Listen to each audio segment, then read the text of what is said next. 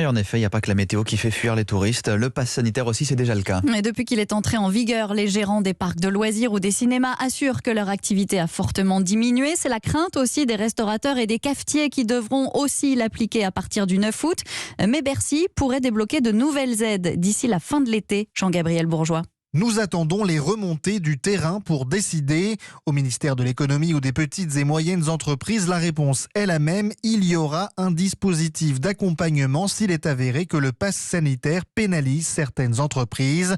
Bruno Le Maire a donné rendez-vous le 30 août aux professionnels pour faire le point sur leurs pertes secteur par secteur.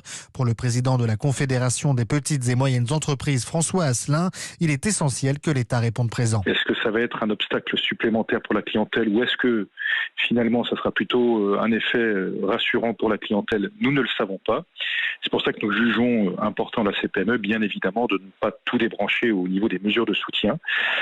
Parce que si on va trop vite, eh bien, malheureusement, beaucoup d'entreprises risquent de ne pas pouvoir rebondir dans ce contexte. Dans l'entourage du ministre, on laisse entendre que le fonds de solidarité et l'exonération de charges de dispositifs existants pourraient être prolongés au-delà du 30 août si la situation le nécessitait.